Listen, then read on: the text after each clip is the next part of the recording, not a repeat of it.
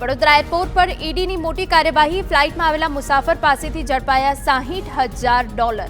બાતમીના આધારે ઈડીએ મુસાફરને ઝડપી પાડ્યો। લોકસભા ચૂંટણી સમયે મોટી રકમ ઝડપાતા એજન્સી સતર્ક।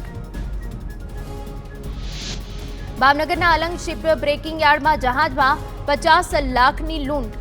કન્ટેનર કંપની એમએસસીના સૌથી મોટા ઇરિકા જહાજમાં લૂંટ થઈ। દરિયાઈ લૂંટારાઓ જહાજમાં 50 લાખનો મુદ્દામાલ ઉઠાવી ફરાર। મરીન પોલીસ લૂંટારાઓને પકડવામાં નિષ્ક્રિય હોવાનો આક્ષેપ। સુરત પલસાણાના તાતીથૈયામાં ગુમ થયેલી બાળકીનો મૃતદેહ મળ્યો। 10 વર્ષીય બાળકી 5 દિવસ પહેલા ગાયબ થઈ હતી। પોલીસે પ્રાથમિક તપાસમાં બાળકી સાથે અજુગતું થયું હોવાની આશંકા। પોલીસે અલગ અલગ ટીમો બનાવીને તપાસ હાથ ધરી।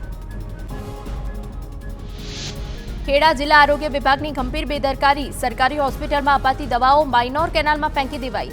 નેશનલ હાઈવે 8 પર ગુતાલ પાસે આવેલા હાઈવેની બાજુમાં દવાનો જથ્થો ફેંકી દેવાયો।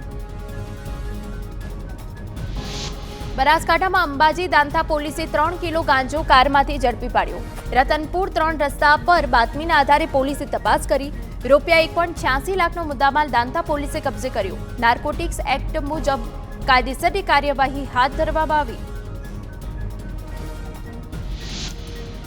તાપી જિલ્લા એલસીબીએ ફરી લાખોની કિંમતનો ભારતીય બનાવટનો દારૂ ઝડપ્યો। 2 અલગ અલગ કારમાંથી સોનગઢના માંડલ ટોલ નાકા નજીકથી બાતમીના આધારે દારૂ ઝડપાયો। પોલીસે કુલ 13.14 લાખના મુદ્દામાલ સાથે 2 શખ્સની અટકાયત કરી।